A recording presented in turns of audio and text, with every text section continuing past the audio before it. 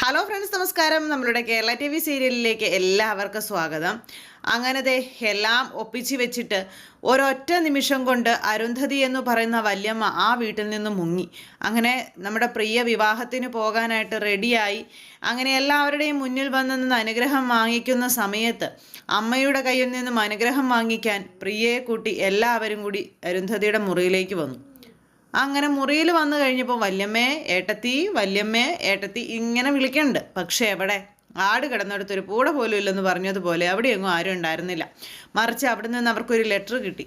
ആ ലെറ്ററിൽ തൻ്റെ തെറ്റുകളെല്ലാം ഏറ്റുപറഞ്ഞ് എഴുതി വെച്ചിരിക്കുന്നത് താൻ ഈ നാട് വിട്ടു പോവുകയാണ്, അല്ലെങ്കിൽ ഈ വീട് വിട്ടു പോവുകയാണ് എന്നുള്ളതാണ്.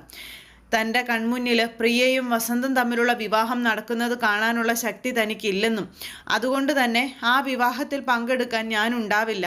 പിന്നെ വിവാഹം കഴിഞ്ഞ് പ്രിയയും വസന്തും ഒന്നിച്ച് കുട്ടിയുമായി വരുന്നത് കാണാനുള്ള ഇതെനിക്കില്ല. അതിനുള്ള ഒരു മാനസികാവസ്ഥ ഇല്ലാത്തത് കൊണ്ട് ഞാൻ ഇവിടെ നിന്ന് പോവുകയാണ് എന്നും പറഞ്ഞുകൊണ്ടാണ് ഇങ്ങനെ പറയണത്.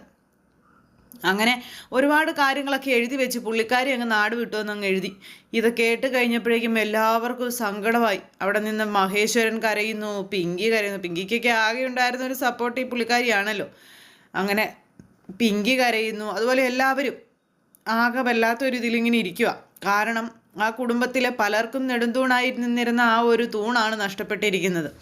അതുകൊണ്ട് തന്നെ പലരും ഇനി അവിടെ വെറും പുഴുക്കളായി മാറേണ്ടി വരും. അതൊക്കെ ഓർത്തിട്ട് എല്ലാവരും ഇങ്ങനെ ആകെ വിഷമിച്ചിരിക്കുക.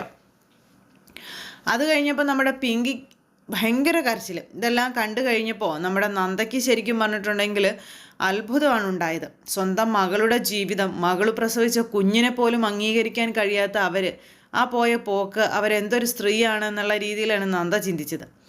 ഈ ഒരു ചിന്താഗതിയും കാര്യങ്ങളും ഒക്കെ അങ്ങനെ അവിടെ നടക്കുന്നു. ഈ സമയം ഏട്ടത്തി ചതിച്ചല്ലോ എന്നും പറഞ്ഞുകൊണ്ട് അവിടെ നിന്ന് മഹേശ്വരൻ ഭയങ്കര കരച്ചിൽ.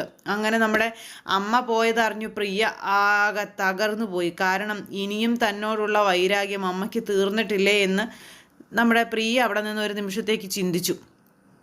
പ്രിയ എന്നിട്ട് ഒരൊറ്റ ഇരിക്കൽ അവിടെ അങ്ങോട്ട് ഇരുന്നു. കാരണം മറ്റൊന്നും ചെയ്യാൻ കഴിയാത്തൊരവസ്ഥ.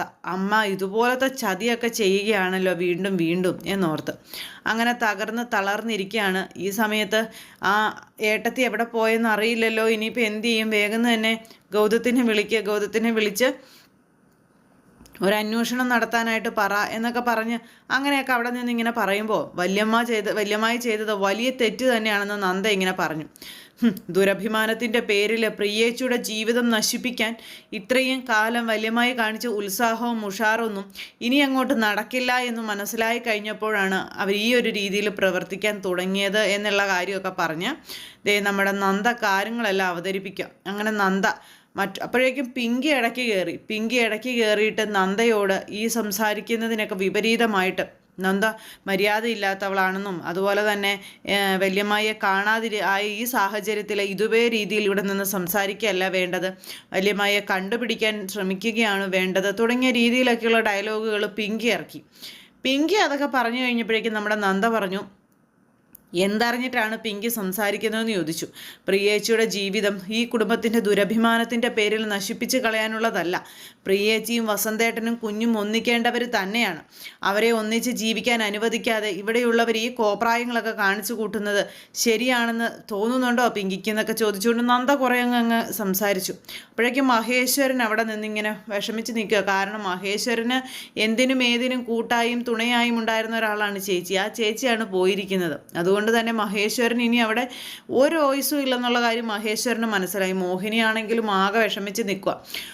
പവിത്രയാണെങ്കിൽ ഒരു മൂലയ്ക്ക് പോയി ഇങ്ങനെ നിൽപ്പുണ്ട്. പവിത്ര എന്നിട്ട് എല്ലാത്തിനും എന്നുള്ള രീതിയിൽ ഇങ്ങനെ മുഖം കൊണ്ട് ഗോഷ്ഠികൾ കാണിച്ചുകൊണ്ടാണ് ആശാത്തി അവിടെ നിൽക്കുന്നത്. എന്തായാലും ഇവർ തമ്മിലുള്ള ഈ ഒരു സംസാരത്തിന് ഇടയിൽ വല്യമ്മായി ചെയ്തതിനെക്കുറിച്ചുള്ള കാര്യങ്ങളൊക്കെ നന്ദ പറയുന്നുണ്ട്. ആ പറയുന്നതിൻ്റെ ഇടയിൽ സ്നേഹത്തിൻ്റെയും കുടുംബത്തിൻ്റെയും വില അറിയണമെന്നുണ്ടെങ്കിൽ ആ കുടുംബത്തിൽ സ്നേഹത്തോടെ ജീവിച്ച് തന്നെ അറിയണം, അല്ലെങ്കിൽ ആർക്കും അതിൻ്റെ വില മനസ്സിലാവില്ല തുടങ്ങിയ കാര്യങ്ങളൊക്കെ പിങ്കിയോട് പറഞ്ഞു. കിട്ടിയ അവസരമല്ലേ പിങ്കിക്കിട്ട് കുത്താവുന്നത് മുഴുവൻ നമ്മുടെ നന്ദയിട്ട് കുത്തുക.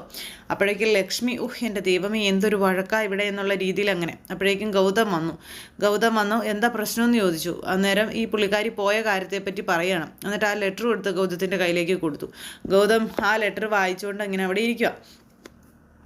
എന്നാലും ഈ ഒരു സമയത്ത് വല്യമ്മായി എന്തൊരു ചതിയാണ് ചെയ്തത് എന്നുള്ള കാര്യം ഗൗതം അന്നേരം അവിടെ ഇരുന്ന് ഇങ്ങനെ പറഞ്ഞു. അങ്ങനെ അങ്ങോട്ടും ഇങ്ങോട്ടും വല്യമ്മായി ചെയ്ത കാര്യങ്ങളൊക്കെ പറഞ്ഞുകൊണ്ടിരിക്കുന്നു. ഏതെല്ലാം സാഹചര്യത്തിലാണെങ്കിലും പ്രിയേച്ചിയും അല്ലെങ്കിൽ വസന്തേട്ടനും തമ്മിലുള്ള വിവാഹം ഒരു കാരണവശാലും മുടങ്ങി പോകരുതെന്നും അത് എത്രയും പെട്ടെന്ന് നടത്തണമെന്നും ഗൗതം അന്നേരവും ആണയിട്ട് ആവർത്തിച്ചു പറയുവാണ്. അപ്പം ഇന്നിപ്പോൾ അമ്മയെ കാണാതായ പുറകെ മകൾ വിവാഹം കഴിക്കാൻ പോകുന്നത് ശരിയായ ഒരിതല്ല എന്ന് മനസ്സിലാക്കിക്കൊണ്ടാകാം എന്തായാലും ഇന്ന് വേണ്ട എന്ന് നമ്മുടെ പ്രിയ അങ്ങ് തീരുമാനിച്ചു. ഓരോ ദിവസവും ഓരോ കാരണങ്ങൾ പറഞ്ഞ് പ്രിയയുടെ ജീവിതവും വിവാഹവും ഇങ്ങനെ മുന്നോട്ട് കൊണ്ടുപോയിക്കൊണ്ടേയിരിക്കുന്നു. ഒരു രീതിയിലും പ്രിയയ്ക്ക് നല്ലൊരു ജീവിതം കിട്ടില്ല, കൊടുക്കരുത് എന്നൊരു വാശിയുള്ളത് പോലെയാണ് അവരൊക്കെ കാണിച്ചു കൂട്ടുന്നത്. കത്തെഴുതി വെച്ച് നാട് വിട്ടുപോയ ആ ഒരു വല്യമ്മയെക്കുറിച്ച് സംസാരിച്ചുകൊണ്ടിരിക്കുന്ന സമയത്താണ് നമ്മുടെ അർജുനെക്കുറിച്ച് പുതിയ വിവരം കിട്ടുന്നത്.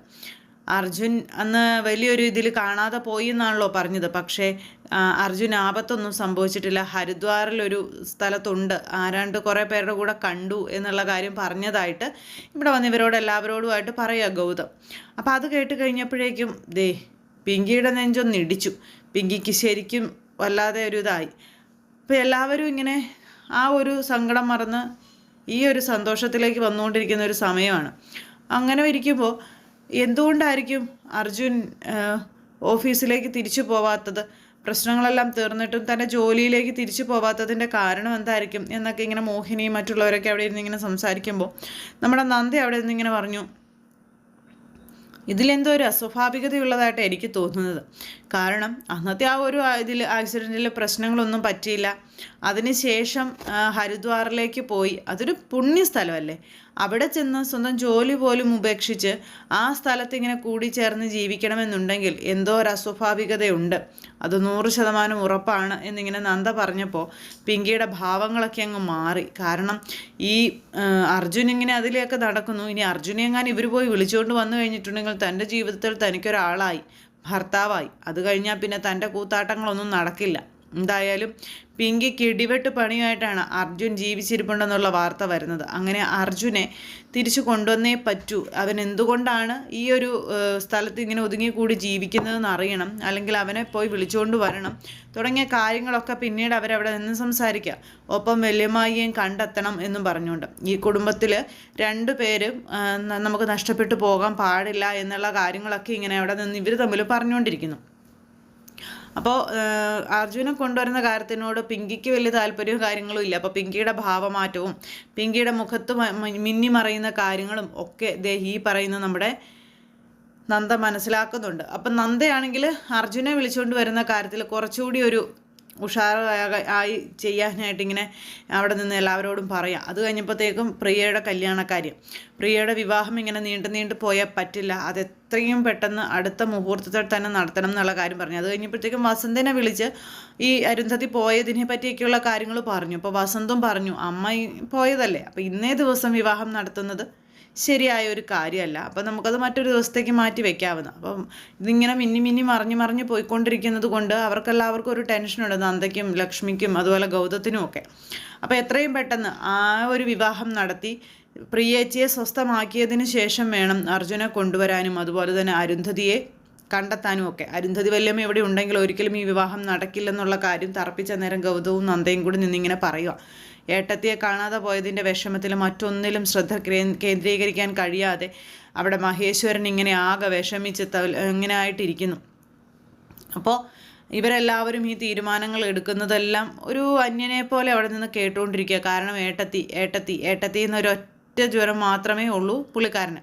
അപ്പോൾ അങ്ങനെ ആ ഒരു സിറ്റുവേഷന് ഈ കാര്യങ്ങളൊക്കെ ഇന്ദീവന തറവാട്ടിൽ നടക്കുന്നു.